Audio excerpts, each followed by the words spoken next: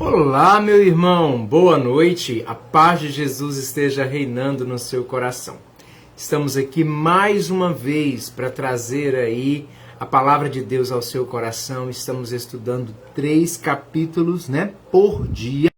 E hoje nós estamos em Números, capítulo aonde mesmo? Capítulo 4, o 5 e o 6. Hoje, queridos, nós vamos falar a respeito dos deveres daqueles que eram responsáveis por desmontar, organizar e transportar. Para que nós possamos entender a questão do levita, do sacerdote, daqueles que estavam ali, eles começaram aos 30 anos, então entre os 30 e os 50, eles eram ali ungidos, consagrados ao Senhor, e ali eles começavam a trabalhar. O livro de Números, ele fala muito sobre medidas, sobre números, sobre quantidades, e às vezes ele vai, ele volta, ele repete para poder ficar bem claro ali, e sempre está escrito: o Senhor ordenou, o Senhor o disse, o Senhor falou. E aí o Senhor, ele vai dando a direção. Queridos, para que eu e você possamos entender, Eleazar, ele era um supervisor, ele era responsável por estar comandando, coordenando os coatitas, os meraritas e outro nome complicado também, ai Jesus. E os Gersons, do clã de Gerson, Gersonitas, isso mesmo. E aí lá no capítulo 4 começa falando os deveres dos coatitas, os coatitas, o clã, a família deles, que eram descendentes de Arão, deveria fazer. E ali fala a respeito da função, os deveres que eles tinham que ter. Depois sobre os deveres de Gerson e por último os deveres dos meraritas. E quem era responsável por estar comandando o trabalho deles era Itamar, ele que era responsável por estar comandando. E ali a gente vê, desculpa queridos, e ali a gente vê o que aconteceu, O Senhor Deus dando ordem, o Senhor Deus dando direção e tudo colaborando para o bom andamento. Sabemos que a coluna de fogo durante o dia estava à noite com o povo conduzindo, e à noite a nuvem. Quando se movia, as pessoas tinham que rapidamente, com muita ordem, muita organização, retirar ali as tendas, desmontar tudo e estar carregando.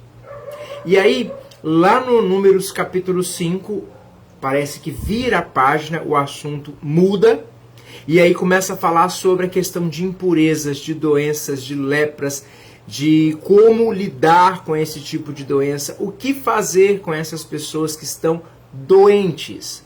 E é muito importante você observar que Deus, ele dá sempre a orientação para o povo não agir de forma errada.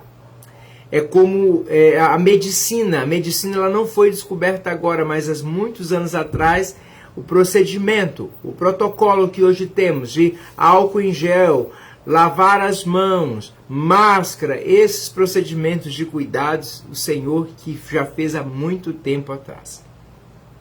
Pagamento de prejuízo, ética e moral. Se alguém prejudicar o outro, como que deve agir, como que deve proceder. Nós vemos o texto falando a respeito da infidelidade conjugal de uma esposa. Se o marido estiver desconfiando, o que ele faz? Ele levava a esposa diante do sacerdote, ali levava a oferta, levava toda o procedimento, e ali a esposa, de uma certa forma, a mulher, ela era coagida a falar a verdade para o seu marido, e ali tomava-se as direções do que fazer com ela. Queridos, e aí a gente vê lá no Números capítulo 6 falando sobre a lei de Nazireu. Mas antes disso eu quero falar com você aqui, preste atenção, queridos, olha como que Deus agia com o povo. O povo lá no Egito era normal roubar, prostituir, adulterar, fazer o que quer da vida, sem dar satisfação praticamente a ninguém. Era normal. Essa passagem do povo de Deus no deserto serviu para o quê?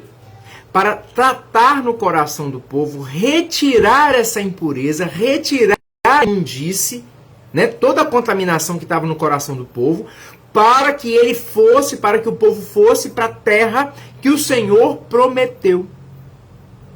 Que Deus não queria que o povo dele continuasse. Querido, até as necessidades fisiológicas, o número 1, número 2 ou o número 3, né? O povo fazia diante da tenda, na porta da tenda que eles tinham. Aí o Senhor teve que orientar até o básico do básico, que é o quê? Quando você tiver necessidade de fazer, vontade de fazer as suas necessidades, o que você vai fazer? Você vai para um lugar mais afastado da tenda, leva a sua pá, faça o buraco, faça a necessidade e tampe. Para evitar assim doenças. Até isso Deus teve que ensinar o seu povo. Lá a partir do verso 22, números 6, a partir do verso 22, o Senhor fala a respeito da bênção do sacerdote.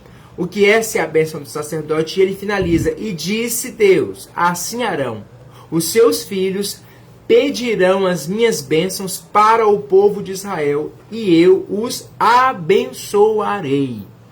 No passado, o povo precisava da bênção do sacerdote.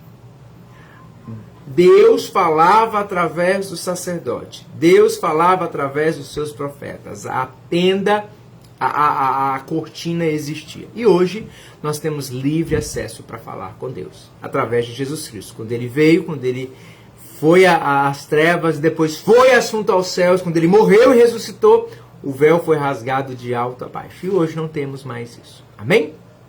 Queridos, amanhã nós vamos continuar no capítulo 7, 8 e 9. Então, eu desejo a você uma ótima noite. Que Deus te abençoe muito.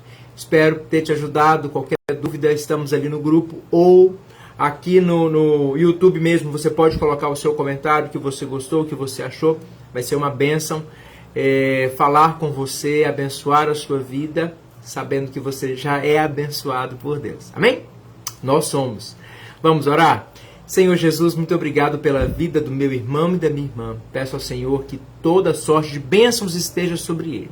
Que o Senhor seja com a casa dele, com a família, entrada e saída, que tudo venha a dar certo para a honra e glória do Senhor Jesus. Em nome do Senhor, papai, que oramos e agradecemos. Amém e amém. Um grande abraço, um beijo no seu coração, fiquem com Deus e até amanhã, se Deus permitir.